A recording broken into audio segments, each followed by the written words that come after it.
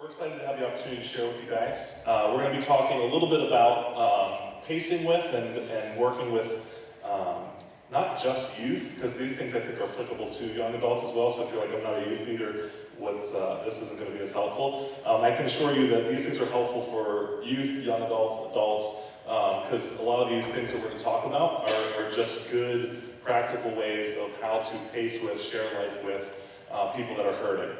Chances are, if you've been in ministry for any length of time, you have come to the realization that people hurt, and people hurt frequently and often, and when we're not hurting, we're just waiting through a season before when the next hurting season is going to start. And so as ministers, as leaders, youth leaders, young adult leaders, we play a significant role in pacing with and through these seasons with whoever it is that God has put in our lives.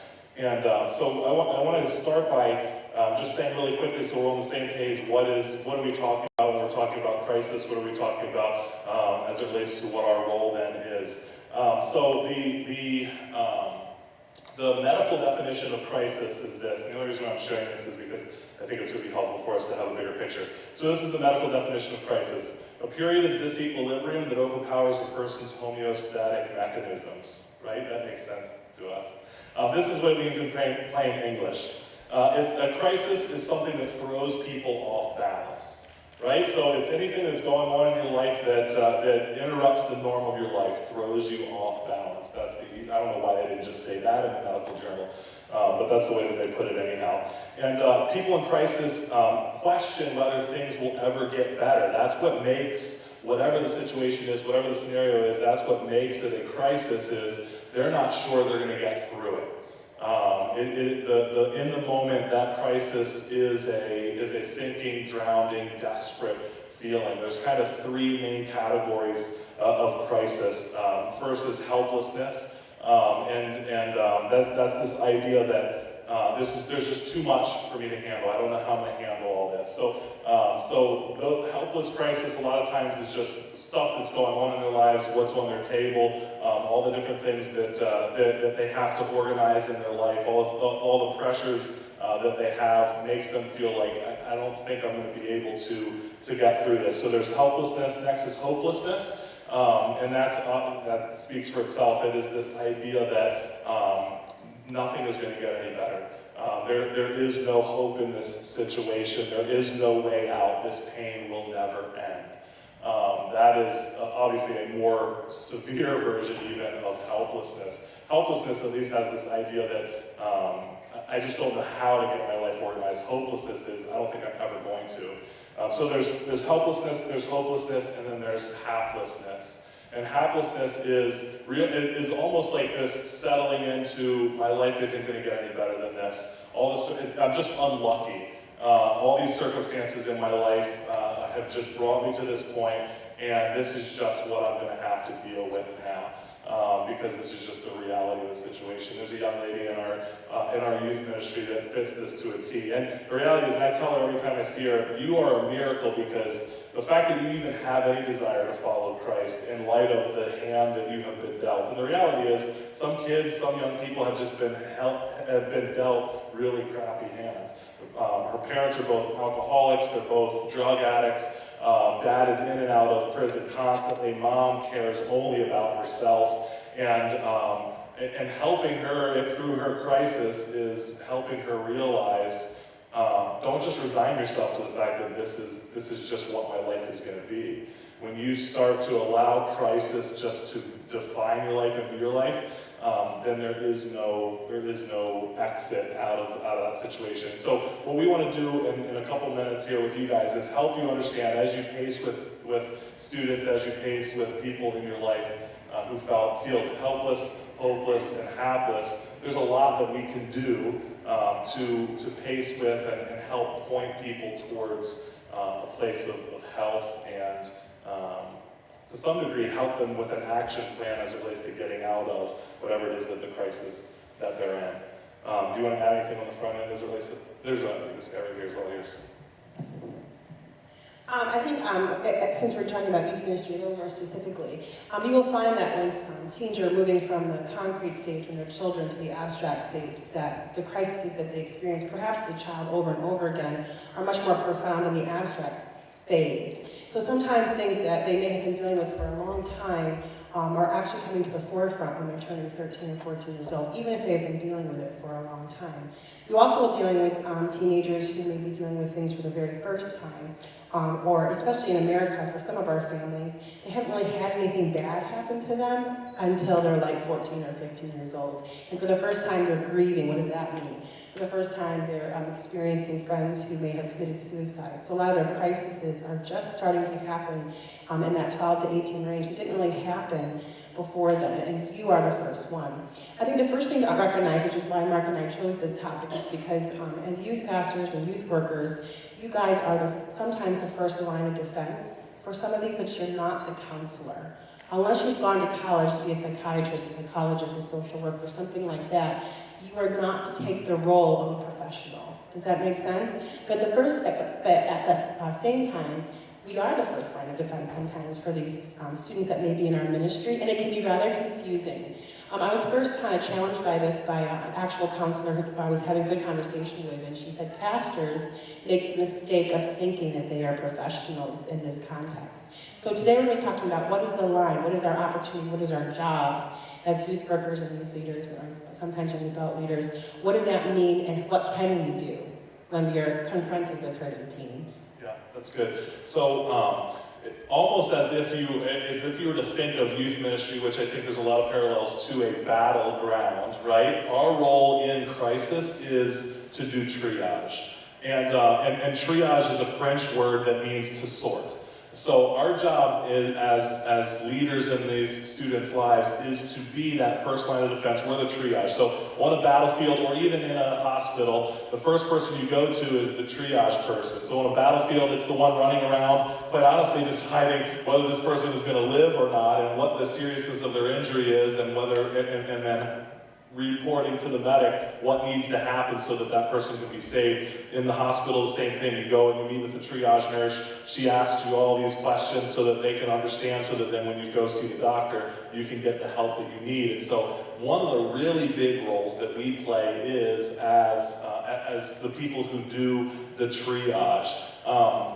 And so a lot of this has to do with not just trusting your intuitions or your feelings, but it is practical questions that you can ask, procedures that you can set up to get the information that you need so that you can help sort and figure out what needs to be intervened on, what help needs to be given, and then how ultimately you can put an action plan in place for them. And so the best thing that you can do as a leader, as the triage nurse, if you will, is we need to create a safe environment. And so we want to explain to you within your ministry, what does it look like to have a safe environment where you can triage and where you can sort out what's going on. And so what does it look like to create a safe space? This is the first thing that I want you guys to think about. And by the way, a lot of these thoughts, I'm going to give you the information on this book because a lot of our thoughts come from this. We won't be able to hit nearly all of it in the time that we have, but this is a fantastic resource. It's called The Youth Worker's Guide to Helping Teenagers in Crisis. The Youth Worker's Guide to Helping Teenagers in Crisis. I think it's a $5 book on iBooks, and then other places it's like $6, $7. Really, really good. The front end of it is a lot of the stuff that we'll be talking about, and then the last 5/6 of the book is specific crisis that students interact with and how to help them through those situations. So really, really helpful book. So a lot of our thoughts this morning are going to come from that. So the first thing is to get the facts. The most important thing you can do in a triage situation is collect as much information as possible. That means that we need to listen to their stories. Jumping to conclusions is not just unfair, but it's dangerous if it drives them out without getting help. There's no shortcuts as it relates to getting their story. And so getting as much information, as many of the facts as possible, will help you then figure out what exactly is what's going on. And we'll talk about this a little bit later, but one of the main things is whatever the presenting problem is, or whatever, at least for them, they identify as the the current crisis is often just a symptom of what the bigger crisis situation is, right? So somebody who's bleeding to death, you look at them, you see that they're bleeding, right? And so you think to yourself, okay, the crisis, the issue here is that they're bleeding to death. I gotta stop the bleeding. Well, if you don't know what the source of the bleeding is, it's impossible for you to give them the help that they need. So don't just look at the situation. Don't just hear what mom is telling you. You need to go talk to so-and-so because this is what's going on in her life right now. Then your job is, I gotta get as much information as possible. In the cases of sexual abuse and sexual molestation, this is really critical. For a lot of times, the presenting thing is not the fact they're just telling me that they've been molested. Usually it can present as stomach aches, it can present as them having panic attacks, it can present them as having a really odd interaction with a male leader, for that matter, even a female leader. So sometimes you may want to jump to the conclusion of, oh, they're just being disrespectful, oh, they're being oversensitive, or for some reason, every time they come on this retreat, they are always sick and have a stomach ache. That was the case with one of our students. She always had a stomach ache every single trip that we went. And you wouldn't think that a physiological thing like a stomach ache would indicate sexual abuse, but there is indications that that is the case. That there are physical ramifications of sexual abuse that have nothing to do with the actual sexual abuse itself. So even though the presenting problem with things that was not indicative of it, her actual thing that did come out almost 6 years after being around her was the fact that she had been abused when she was a child, and now she was finally confronting that. So be careful about how you do it, and instead of just asking yes or no questions, as we're going to talk about, they need to be open-ended questions. Yeah, so just to give you an idea of what some of those questions will look like, and a lot of these questions too, you'll find out, don't necessarily have to just do with whatever the crisis is. Again, the idea is we're casting as wide a net as possible here at the beginning to get as much information as possible.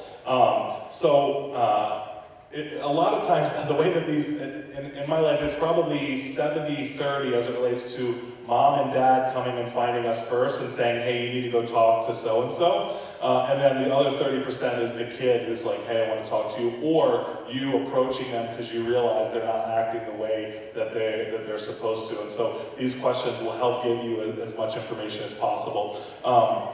So tell me what you would like to talk about. Instead of saying, hey, we need to talk about this, start by giving them the opportunity. And to some degree, when I think of this, it almost feels like that. I don't really know what's going on, and I know you did something wrong, but I don't know what you did wrong. So it's like, why don't you tell me first? Before, and then you find out things that you didn't realize that they had done, but they're just sharing as much as possible. So that's at least how it was with my little kids. Not that they're in crisis, but when I talk to them, like, we know you did something wrong. Why don't you tell us first so you don't get in trouble? It's that same idea. Let them share, not that they're going to get in trouble. Let them share first, what is it that you'd like to talk to me about? Because they may bring up some things that will be really helpful versus we're just going to dive in and take care of this specific thing, this specific question. So starting the dialogue by saying, what would you like to talk about? Tell me where your story begins. I think a lot of times we start at the end because that's what's going on right now.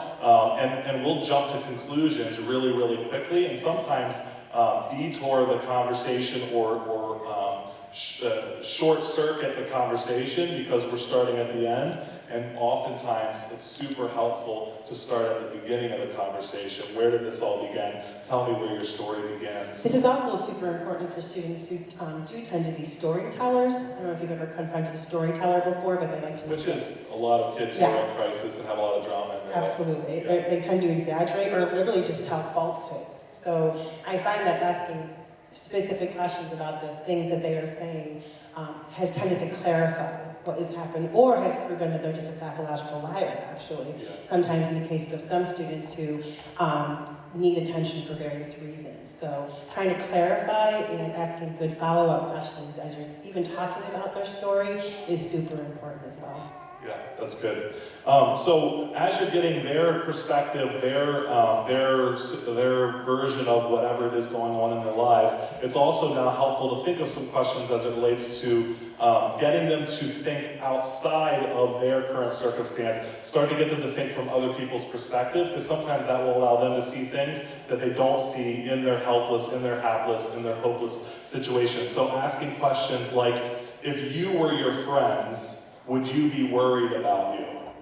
right? And then say a little bit more about that. So like if you had a friend who was dealing with what you're doing or doing the things that you're doing, would that worry you? Would that bother you? And as you get them to start thinking outside of themselves and how somebody else would perceive what's going on, a lot of times that's when you can start to get at what the root issue is, not necessarily just what the symptom is that you're seeing and why it is that way. And then start asking, depending on the crisis, if it's a potential self-injury issue, if that hopelessness and that helplessness is really there, a lot of these crises very quickly can tip the scale over to a potential self-injury situation. And so we're going to be talking a lot more about that a little bit later as well, but there's questions that you can ask that can begin to answer that question for you. So asking questions obviously like, have you considered hurting yourself or someone else? That's important to ask that question. And then start asking questions as it relates to how they are trying to deal with the situation. Have you seen a doctor? Have you seen a counselor? Are you on any medication? Are you self-medicating? Starting to understand how they're trying to attack and solve the problem will give you a lot of insight into how that situation is impacting them personally. And with the self-medication thing, obviously with the growing culture of smoking pot, that usually is a lot of choices for your teenagers to be self-medicating some of their pain to numb themselves, to kind of forget things.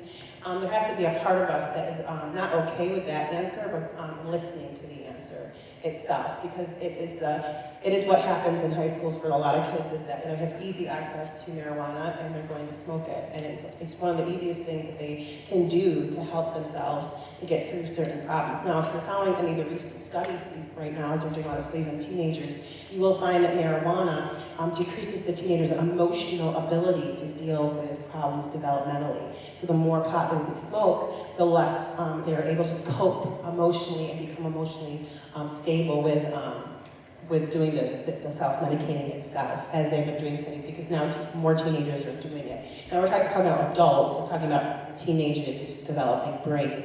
So if that is something that you find, not reacting is pretty important, and being understanding that they are doing things to help themselves, not necessarily to harm themselves sometimes. Though they aren't necessarily helpful things. She's not advocating that you convince your teenagers to smoke. Which actually transitions us into the next part after this idea of getting the facts. The next thing is we need to build trust.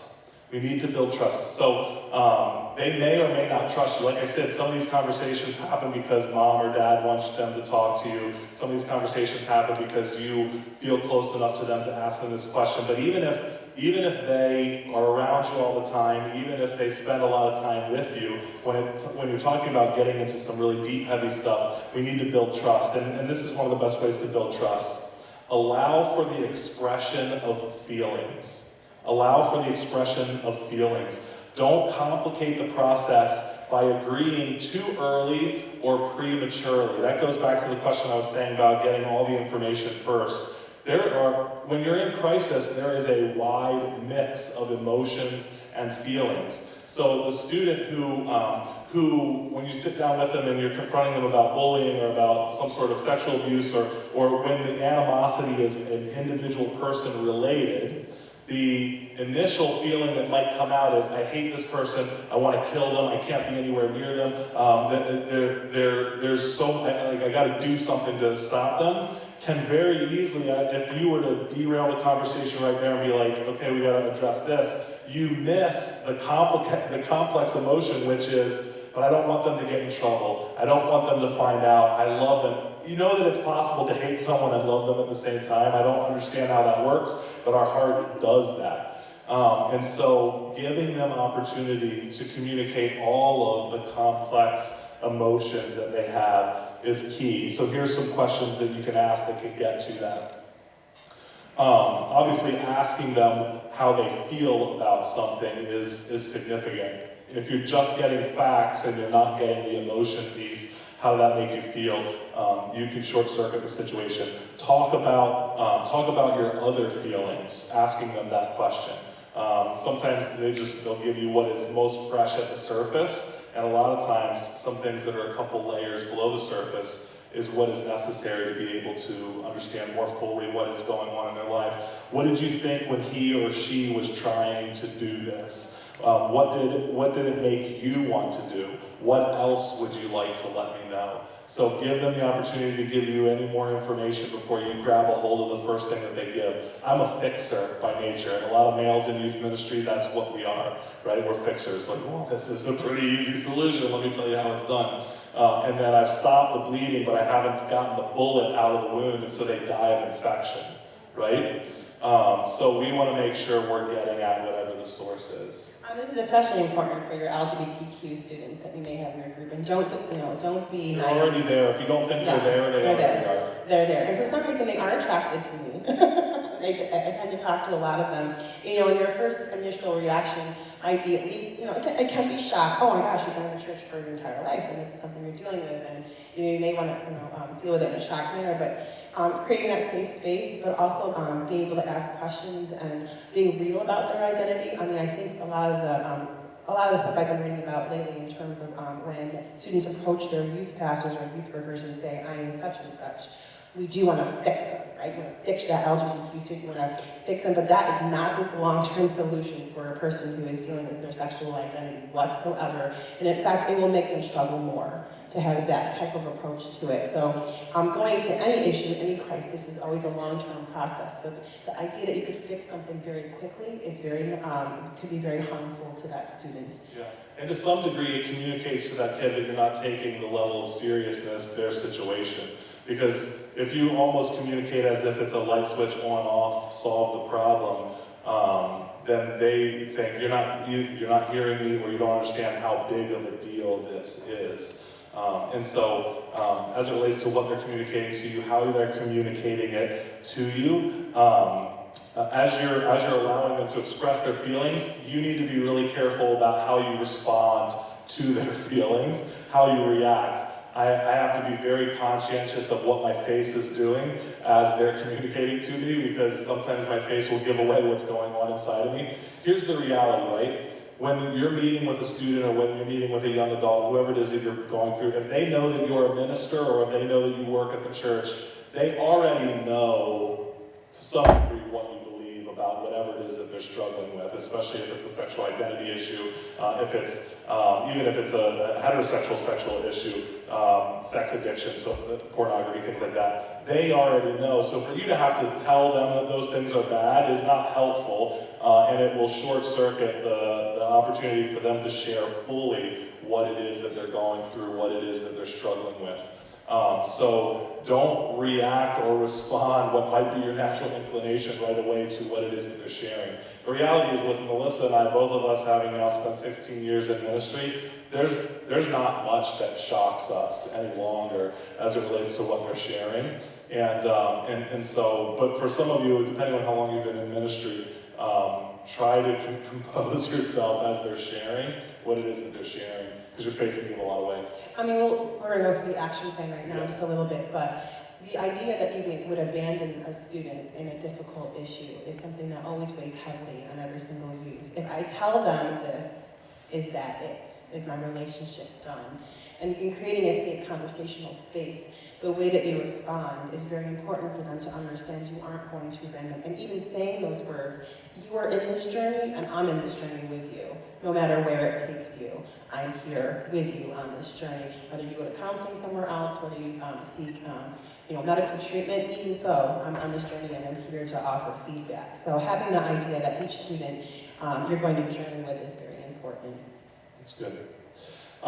So the next thing that you need to do in this process, in this triage process, is to assess the level of immediate risk. Assessing the level of immediate risk. So what does that look like as you're creating a safe place? It's not blowing things out of proportion by assigning too high a risk factor for circumstances, and demonstrating that you take the individual seriously by testing the level of risk. So it's both ends of the spectrum.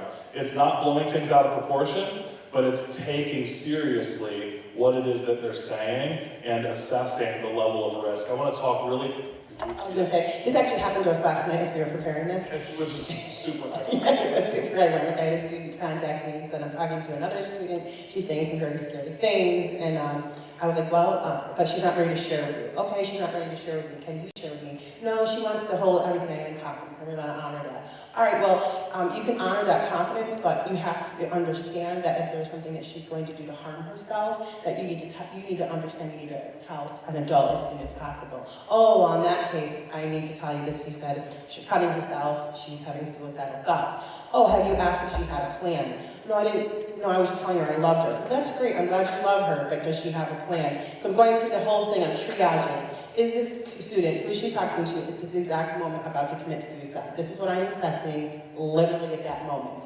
As we got to the note, everything through, no, she's not going to commit suicide. She doesn't have a plan. Okay, I don't have to call her parents right now. It's midnight. It's like literally midnight. I don't have to do this right now. However, this next coming week, I do have to start addressing this. I do have to find out the level of things that is really going on in her life so that we can make sure that this student is safe. And making the other student know you have done the right thing by telling me what she told you. And you are not to be responsible if someone tells you they want to self-harm, but please don't tell anybody. So making sure that that student knew that she had not done anything wrong as well. Yeah. Whenever I'm working with a student that wants to share something confidential and they say to me, hey, I need to tell you this, but you can't tell my parents, you can't tell anybody else, I never say yes to that conversation. I say to them, do you trust me enough to know that I will hold whatever information I need to confidential, but if we need to get help, we'll do it together. And I've never had a kid say that I'm not going to tell you after that interaction has happened. But do not promise that you won't tell anyone, because that's just irresponsible. But you can reassure them that whatever it is that you tell me, I will hold as sensitively as it needs to, but also know I love you and care for you too much to not tell the people that need to know about this, but I'll also be with you as we go through this. I want to give you an acronym. The acronym is called SLAP, S-L-A-P. I didn't make up this acronym, but this is an acronym that is important as it relates to students who want to hurt themselves to the point of suicide. So I want to go through what these things are. The S stands for specific details. The more specific the details as it relates to how they want to harm themselves, the higher the level of risk. That means they're thinking about it, they potentially have an understanding of how they can hurt themselves. And so the first thing that you want to try to understand from them as they want to hurt themselves is, how are you thinking through this? How are you thinking about doing it? And it's not, the fear might be, I don't want to give them ideas, or I don't want to start to make them think through it. They either are or they aren't, and they'll share that information with you. The L stands for the lethality of the method. How lethal is the method will determine also the level of risk. Not that any method should not be taken seriously, but a kid who wants to shoot themselves versus a kid who is going to take a bunch of medication, both can be lethal, but the level of severity or the gruesomeness of the way that they want to harm themselves will give you a lot of information as it relates to understanding the level of risk. A lot of times when people are in that dark place, they want to hurt the people that are hurting them, and they know if I hang myself, if I kill myself at my house, then my parents have to see what they've done to me, or my brother has to see what he did to me, those sorts of things. And that can help you identify the level of risk. The A stands for the availability of the method. The availability of the method. So whatever it is that their plan is, do they have access to the things that they say they're going to do? If they don't have access to a gun, now they can get access, but the immediate risk has to do with the availability of that method. I'm going to stand in front of a car, they probably have availability to that method pretty easily.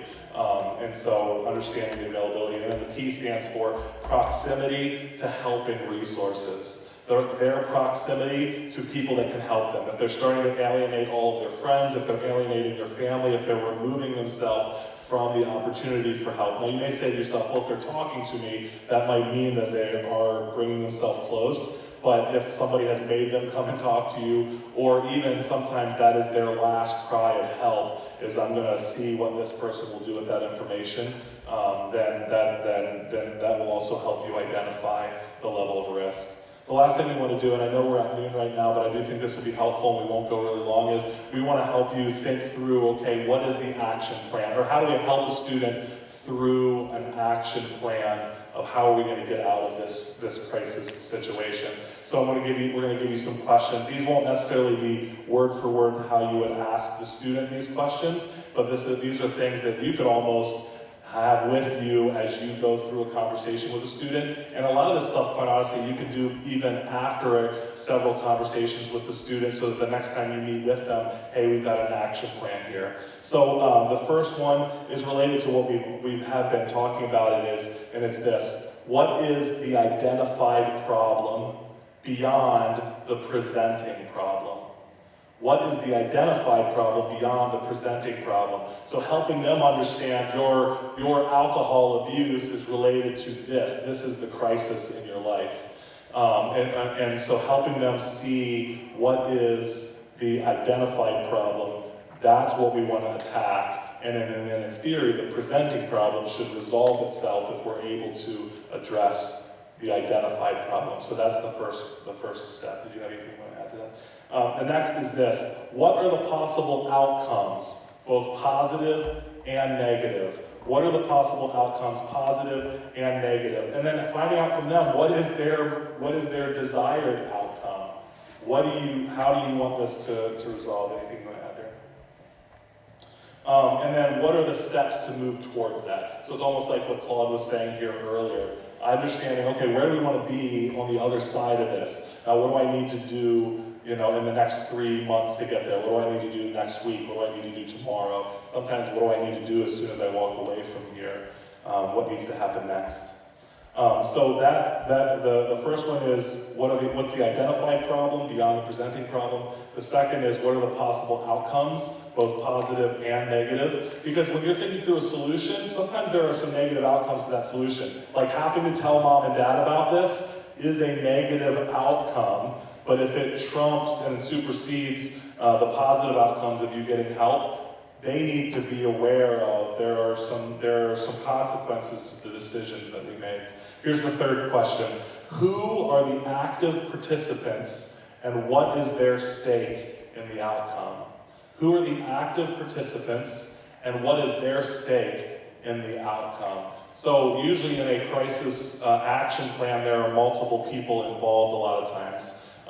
And so we want to identify who are the people that have a stake in this. Mom and dad are usually one. Some of their close friends are usually stakeholders. It might be people at school. It might be professionals. There's a number of different people who are active participants in navigating and getting through the health that they need. I don't want to cut you off, so feel free to chime in. No, because we're at time, so Yeah. I just want to. But if you go on, what are the resources and roadblocks to reaching the goal? I find this one of the biggest roadblocks. This is the next question she was saying. What are the resources and roadblocks to reaching the goal? In our communities, there are not a lot of teenage professionals that deal with teenagers specifically in counseling.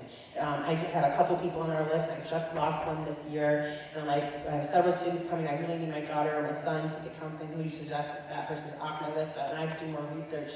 If you're in youth ministry, start doing your research on who can medically and professionally help your students when they come to you for depression. If you've seen the statistics of depression in these adolescents, it is skyrocketing.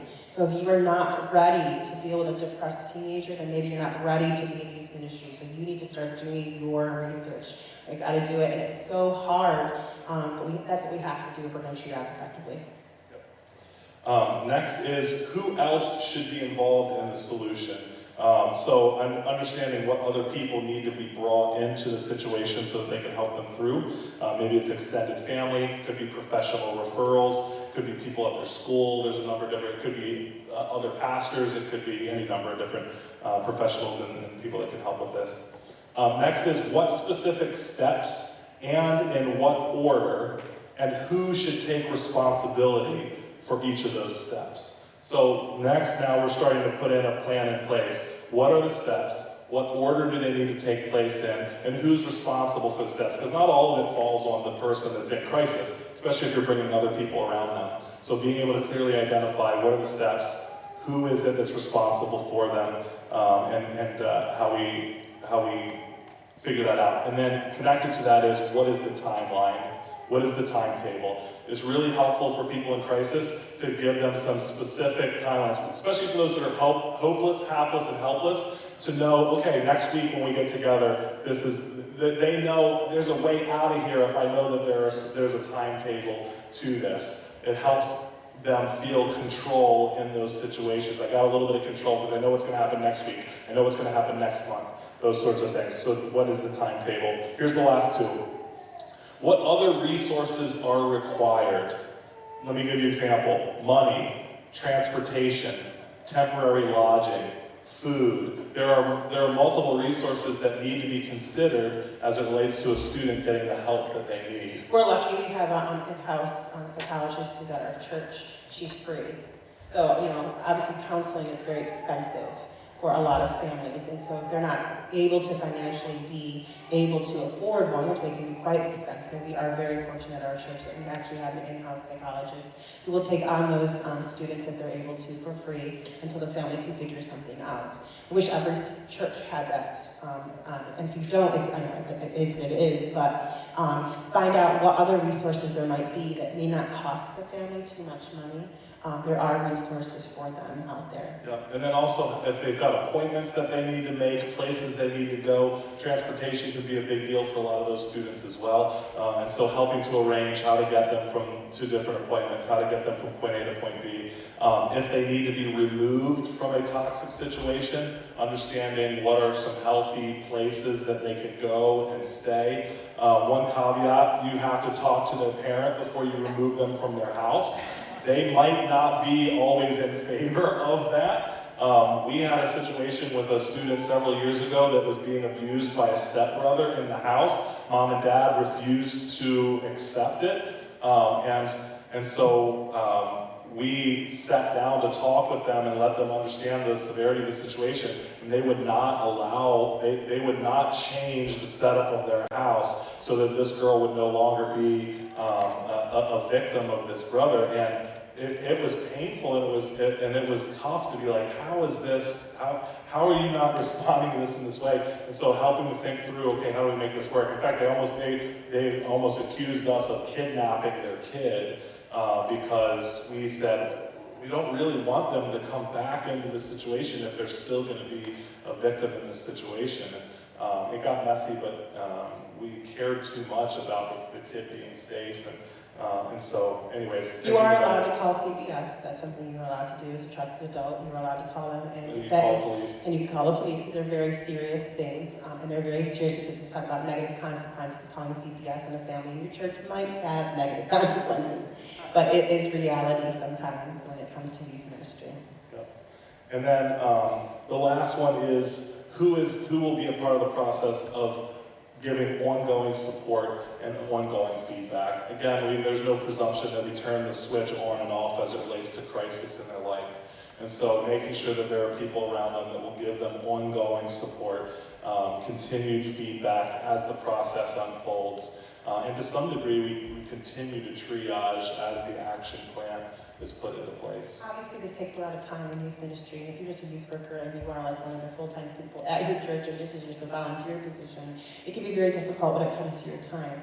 It's why building a staff around you so it's just not your responsibility as well when it comes to other students. I mean, there are seasons where we've had, you name it, probably every student in our youth group was in a crisis, and we're like, oh my goodness. And then other seasons are not as many, but I've been very thankful for the youth workers that God has put around us that have been very willing to step in when crises have gone through. An example would be we had a student whose dad was emotionally abusive to their family, and they needed to leave the house, the mom and the daughter. One of our youth workers had them move in with her this past year so that they could get their feet under them. Like, that was the type of youth workers you're looking for, people who are willing to sacrifice as much as you are. We currently have a student who's been living in our house. She's a college student. You were talking about this in the meet with cultural understanding of suicide and depression and things. Her family refused to get her any type of help when it came to medical care. She was an adult now and she needed help. She's Ukrainian. They were not going to do anything for her. We allowed her to move into our house so that she could get the treatment that she needed with, obviously her parents were a little against it. They were good because they were with us. So, she's 18, she can make the decision. We were respectful to her parents, but at the same time, she needs to get help. So she's been with us for 2 years, and she's been seeking medical help for herself and has been improving dramatically. So there may be things you may need to do that is beyond what we're sometimes think about in ministry. I liked Claude's message that was very challenging. He was talking about going beyond. Sometimes just the events, and youth ministry are always called to go beyond, and that might include hospitality in ways that you never have perceived. So. There's a lot of great resources. In fact, I have 5 that I'm happy to give away. I'll have them up here up front that address some specific crisis issues. What do you do when teenagers question their sexuality? What do you do when teenagers encounter bullying and violence? What do you do when teenagers are victims of abuse? What do you do when teenagers are depressed and contemplate suicide? What do you do with teenagers who are struggling with eating disorders? I'm happy to give these away to whoever thinks that they'll be helpful if there's a student that you know. And so I'm just going to set them up here. Come up and grab one if you're like, oh man, I know I've got something going on right now. Please come and take these. But again, I highly recommend this Helping Teenagers in Crisis book, because in the back of this book, I think there's almost like 20 different topics that this will address. A lot of those things specifically as well. Awesome. I know, again, I felt like I was just like dumping water down everybody's throat as we went through here. We'll stick around and talk with you and answer any specific questions that you have as much as we can, but out of respect for our timeline, which I blew by 12 minutes, let me pray for us, and then you guys, those of you who are ready to roll, you can head over to Destiny and eat some soup and sandwiches. Sounds awesome. If you bow your heads with me. Father, we are grateful and thankful that you called us. And we pray that you would put our hearts in sync with yours, our heart in beat with yours, and we would see people the way that you see them. And that as you looked at the earth and you saw sin and you saw the pain and you saw the suffering that they were experiencing, you put into motion, into action, this plan to restore and redeem what Christ has provided for us has allowed us to have freedom from the power of sin and freedom from the effects of sin in our hearts. Lord God, we recognize that sin still exists in this world, and with it comes hurt and pain and hopelessness. And we look forward to the day when the very presence of sin will be eradicated. But until then, let us be love, let us be mercy, let us be grace, let us point people towards health, and give us the strength that we need to shoulder those burdens with the people that you put in our lives. We pray for our lunch this afternoon, Lord God. Bless it to strengthen our bodies. In Jesus' name we pray. Amen. Any questions you have, please come and chat with us. If you want to grab any of these books, I'll have them sit here in the front. Please come up and grab one. They're free. They're yours. And we're so thankful to be able to have had this opportunity to share with you guys. Thanks.